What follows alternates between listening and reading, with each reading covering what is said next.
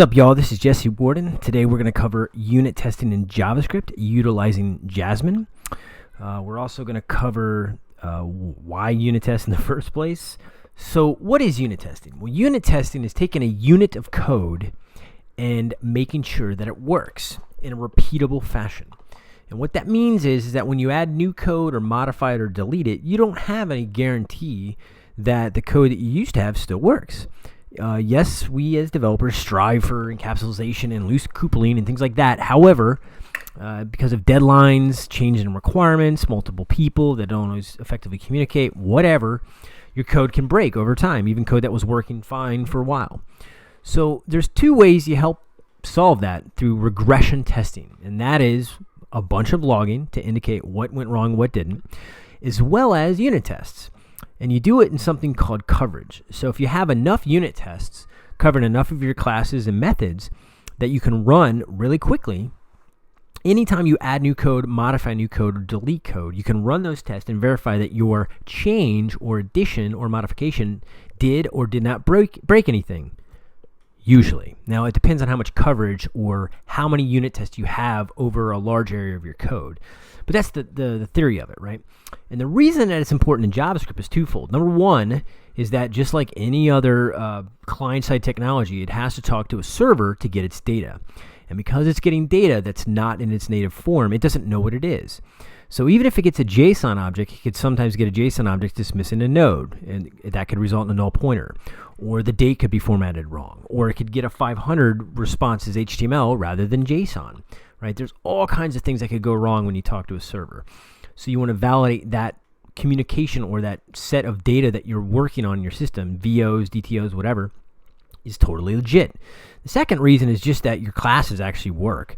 So if your models or your factories or your services are expected to perform a certain way, you can have unit tests around them and make sure that they work. And eventually, you can have your entire system run in something that's called a CI or continuous integration. So when you check in code, it runs these tests every time somebody anywhere checks in code. If it fails, it says who it was and where and what exactly broke. And it's a great way to have the health of your code stay good. Because of JavaScript's lack of typing, unit testing tends to have more of an importance because as your code grows, things like static typing are non-existent. Everything's a variant, and JavaScript has a very loose type system as well as with equality and all of the other quirks, not to mention the fact the cross-browser environment. So when you add in the fact of multi-browser, multi-OS, and multi-device, the only firm platform you really have to stand on is not the language, but your unit test on your code base within that language. So those tests will help you verify if things work or do not. And the larger your code base gets, the more devices you target, etc. Right? Especially if you have large teams as well, when you're having developers work with other people's code, as well as all these libraries that work on top of libraries. So you can see that unit tests are really, really important for JavaScript. And now that the war of client server is over, because a lot of the ways of getting you write once, deploy everywhere. HTML doesn't really do that depending on how large the scope is, but if I want to write an app and I want to write it once, HTML, most devices have some form of browser. So if somebody's going to visit my site every week and I want to guarantee that they can see it, whether it's Roku, Xbox, Android, iPad, whatever, if I do an HTML application or website, then I can guarantee that for the most part they can see it depending on the content and the features of that device, right? You're going to do a lot of client-side scripting to help ensure that the client only has to do a few HTTP requests rather than a bunch. That instead of server-side rendering HTML, you're only doing single data requests. You're not actually re-downloading interfaces, right? You preload all that on the client and dynamically build it, right, through templates. So as your JavaScript, increases, you're going to have a lot more code. And unit tests are one way, next to good architecture and good OOP and all the other basics, are one way to ensure that you have a large code base that can continue to work and you actually know if it's working or not, right? So that is why unit test. So let's talk about what is Jasmine. Jasmine is a unit testing framework and test runner that basically works out of the box for JavaScript. They have a wonderful website here at pivotalgithub.com/Jasmine, and all the docs are here. So just to give you a high level, their version of unit test suites are called specs. So it's specs or suites, same thing. They label it as describe, but basically anything that's describe function is a test suite, right? right? So you can have a series of tests inside the test suite. So here they say a suite, and when it runs in this function, it'll run all these tests. Tests are started with the function called it, and they kind of do this BDD or behavior-driven development type of thing. Smells just like Ruby people, where they say a suite contains a set with an expectation, right? So that's an it function is basically a test. It has a name or a sentence that's printed out, and then the function that actually runs the test. And you nest these tests inside the described function. Like everything in JavaScript, they're obsessed with closures. They don't care about the overhead that creating inner function creates. They don't care about garbage collection. They just care that you have functions with the functions that can be changed, and it's so functional. Oh my God, I'm a functional JavaScript programmer. It is what it is. You get used to it. The third thing that Jasmine has is a wonderful set of matchers. So if you're used to assert, they call it as expect. So I assert that true to be true, right? It's very similar to Hamcrest if you're used to that from Java or ActionScript 3. And the reason their asserts are really nice is that they have some JavaScript specific ones. So for example, 2 equal, 12 for numbers, that's great. You know, matching with regular expressions, or not to be, right, defined and not defined, that's fine, right? But what we're interested in is to be truthy or falsy. And if you know anything about equality in JavaScript, these are very valuable to have, right? So if it's true or not true, or not null, but it's not defined, one or the other, they're both the same, blah, blah, blah. So really good stuff. You can also group things. If you're used to before test and after, they have before each. So whenever your test runs, every single function, you want something to be set up first, or a fixture, or a DTO, or a mock, or whatever. You can set it before each. And when each function is done, you can run the after each. So they have that as well. You can also nest your suites within suites, which is kind of cool. And if you wanted to quickly skip some things, you put an X in front of it. And so it won't run it, but it will report the ones that skipped, which is really nice. You just do a quick find and replace call a day.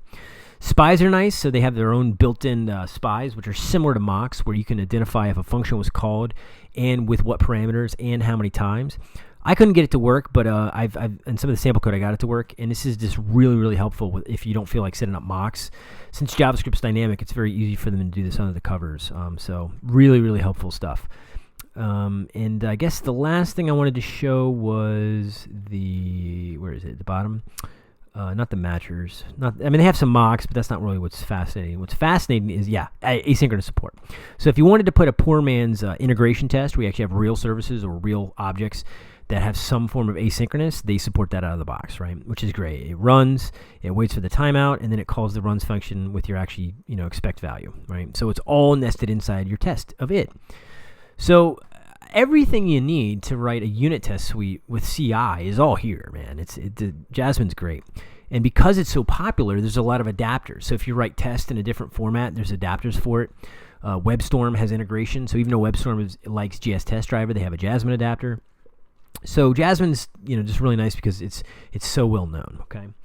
So that's what Jasmine is, and I'm going to show you some tests written with that. So let's take a look at that. So let's show you the spec, also known as suites, but in Jasmine they're called specs. You'll notice I have folders here. The root directory is Java.js, and basically my packages are one level deep. So when I say package, I mean folder. If you're used to Java or ActionScript, you'll know what I mean when I say package. So spec / or dot or activate device spec. You'll notice I have my describe function here, and what it does is it says, all right, this activate device service, and I set up some variables I need up here. I need some fake responses from the server. Before every single unit test is called, I need to instantiate the service. I need to give it an event bus, which if you're familiar with Backbone or PureMVC or Robot Legs or really any framework that has some form of messaging, that's what this event bus is. It's a single instance that everyone uses to talk to each other, right? And after every single one, I null it out. So I want to have a brand new service that's nice and clean and fresh every single service call. So first, did my class structure work? Now, usually in most languages, you don't have to validate your class worked. Like, it'll throw a null pointer exception.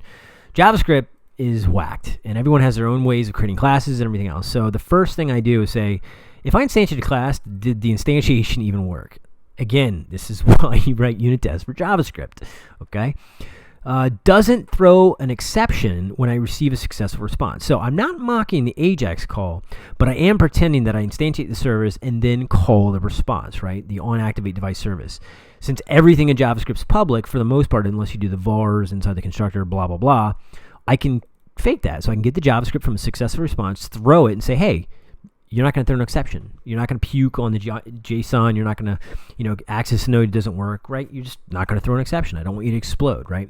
This goes back to my blog post of not creating grenades. If you're going to create a class, don't let it explode, okay? So if I give it an error response, right? I take the JSON, I parse the error string, which is way up here. If you're curious what this is, this error response, all it is I have some fake responses from the server, okay? So if the server sends back the JSON of an error, it'll look like this. It's basically a JavaScript object that the AJAX and jQuery automatically parse. If I get a success, it'll look like this, right? Very similar. It's an object. They all have response. They all have a type. And the successes have a body, and the errors have an errors with a list of things that went wrong, right? So this factory validates that I can take these JSON responses and I can pass them to this and it doesn't break, right? So I expect this callback not to throw. And what this means is run this callback function and it better not throw anything, right? So it's the same thing for passing in an error. It's also the same as passing in null. Notice if for whatever reason, the server returns null or the JSON parser fails because it's a 500 or whatever, but it still triggers success because it wasn't a 404 or 500, I don't want that to explode. My server should be able to handle a null response, even if it's in success, and generate the correct message, right?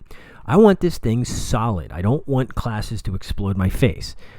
Now, you might say, well, look, I'm in Java, we have throwable. Or I'm in ActionScript, we have global exception handling. Well, JavaScript doesn't have that. They have global exception handling in terms of reporting. You can actually capture error on the window. But browsers, even Chrome, is notorious for swallowing exceptions and not giving a clear indication of where the problem happened. Now, if everyone on the planet used the latest version of Safari, most of those problems go away, but they don't. If your code's running on an Android device, even with those neato plugins, it's very difficult to tell what went wrong. It's easier to have a log or a trace to actually tell you where it went wrong rather than trying to debug JavaScript on a device, right? That's what you want to happen. You want the code to talk to you. So these errors, if they do occur, are logged, but I can at least verify that it's not exploding, okay? So every single one of these tests is going to test every aspect of my service. And here's where I had spies fail, but I can still verify that it did call a callback. So again, if you're understanding Backbone with event buses, I can verify that it called my callback. So if you know anything about Backbone, you can register for, it's kind of like if you're used to Flash, it's add event listener. If you're C#, it's like the plus where you add an event handler. In Backbone or underscore, it's called on. So they have on and off. I want to listen for this event, and this is what you call whenever it fires, right? So when I call success with successful JSON, I want you to call my success function. Notice it says success, not error. I test the error further down the line, okay? And finally, I wanted to detect that it parsed my device from a successful response correctly. It's not null. So you're basically being solid on all these. And finally, this goes back to learning JavaScript. I want to verify that creating a new class is in fact a new instance. Now this is important. There are ways of creating singletons or static classes in JavaScript, which in Java purists, they would say that's not a static class. Well, yes it is. It has all the same behavior. If it looks like a duck and walks like a duck, it's a bloody duck, okay?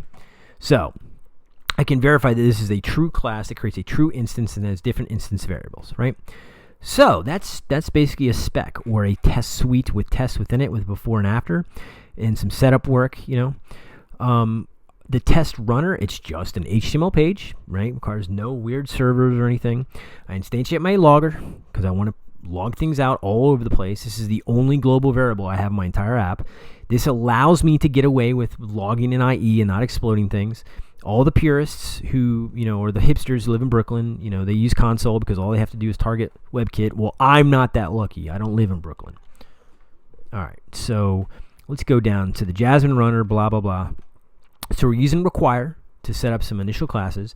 When it's done, we execute Jasmine. This is really it. Now notice this is bad news bears, okay? You shouldn't use console, but whatever. Let's just forget it. So Jasmine execute, okay? It runs this response factory spec. We can run all kinds of specs. So let's look at a more simple one if that was a little overwhelming. So if you look at the simple spec, it just has a simple test. It uses strict. And it has A is in fact hello world and B is hello world. So let's run this. Let's go back to our Jasmine unit test and say spec, simple spec. let's run that simple spec and see what it does. We'll go to this guy. This is what I love about web development. You got to clear your cache every time you run. Yes, I know there are plugins for this. Yes, blah, blah, blah. All right, so notice it says passed one spec or one unit test suite was successful. Inside that test suite, the single test that I ran, A is in fact hello world and B is not null. Fantastic. And it's green. The dot shows it worked. You can also click on them to actually run just that particular test with deep linking, which is kind of cool. So again, what did it do again? It just validated that when I say A equals hello world, it is hello world. Now, if I say B is not null because I instantiate it, cool. Let's break the test. Now here's my favorite. I save the file, I hit Apple R, it still works, right? Let's clear your cache because it's what cool people do. There you go, one failing spec, and it tells you the stack trace up to what it was. Now again, the stack trace is only up to your function. So if you have multiples, it doesn't tell you if this one failed or this one failed. It just said the entire unit test failed. Okay. So again, this is bad practice doing multiple matchers per test, but we all do it sometimes, or at least Jesse Warden does. All right, so that's Jasmine from a high level. Let me show you my factory just so you can see another way. Here's a factory spec for device factory. It basically parses out these devices right here. So when I successfully activate a device, it's going to have a code, it's a Roku, a description, what type of device it is, a serial number that they've stored in the database, when I actually activate it, and is it in fact activated or not. Sometimes it expires, sometimes you get a new device and want to deactivate an old one. So I want to parse that out, okay? So I'm going to parse my factory or run a unit test on my factory. In this case, it is a device factory spec. Before each and after each are kind of really stupid because device factory is a static class. I don't need to instantiate it. I just say equals. It's always going to return the same instance, but whatever. I just want to at least validate that that particular pattern of doing static in JavaScript works, okay? So I only need to test two things, and that is if I pass it good JSON, it gives me a device DTO, right? A device. If I pass it an error string, it gives me some. It should be null because I can't get a device from a null response, right? Or an error response. And there's one other one I should write, and that is, what if I give it a null response? It should not also parse a device nor explode from that. So let's just test that real quick.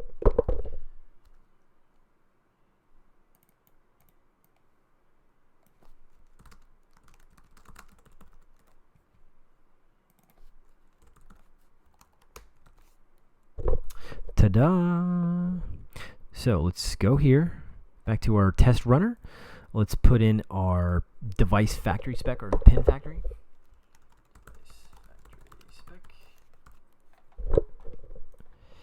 And we'll, ooh, hey, I didn't have to clear cache that time. Fantastic. So you'll notice all four tests passed. The device factory is not null. It's actually a valid instance. I can call methods on it. It parses a valid device DTO when it has a successful response. The device factory also returns null for device DTO if it's an error response, and it doesn't explode. It returns null for device if I pass it null, right? Good. It works as expected. So let's look at a meatier one. So we'll go to the response factory. The response factory is responsible for a little bit more. Same stupid thing like tested or not, right? But validate that it's never null. I never should get a response DTO that's null, regardless of what I pass it.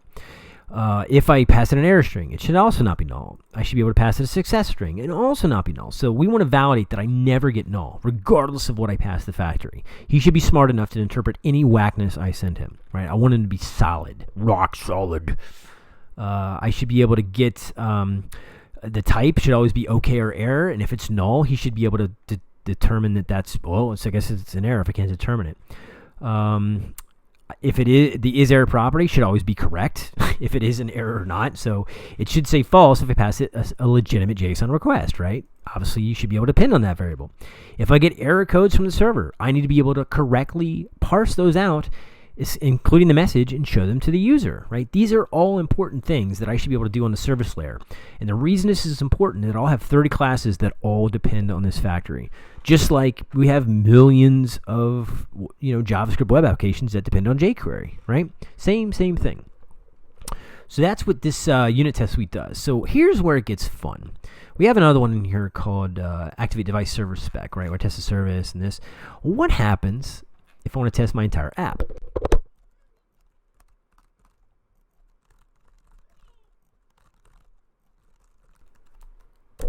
Now you can add a lot more in here, but we're just going to add a few, okay? Oh, I don't want to launch After Effects. We're not going to do compositing. We're going to do class composition. All right. And everything passes all nice and clean. And all the successes and errors and logs are going through here. This is exactly what we want to say, okay? As you can see, the unit tests find bugs and code that's in development, as well as when you change things and ripple effects that it has. And I still get all my logging in my classes. I can see here. It's a little bit nicer in Firebug. Firebug has a way better console in the way it handles things. But anyway, that is basically it. And again, each one you can go through. The point here is that out of these 27 specs, anytime my code changes, it still works. So that is Jasmine in a nutshell from a high level. So again, my name is Jesse Warden. All this code is available on GitHub. And you're welcome to fork, modify, delete, tell me something's broken, and I will do my best to fix it as soon as possible. And if you have some modifications or suggestions, some libraries, I know there's one library that worked pretty well with it. I can't remember its name off the top of my head, but yeah, there's definitely some add-ins for Jasmine as well. So I look forward to hearing from you. Thanks.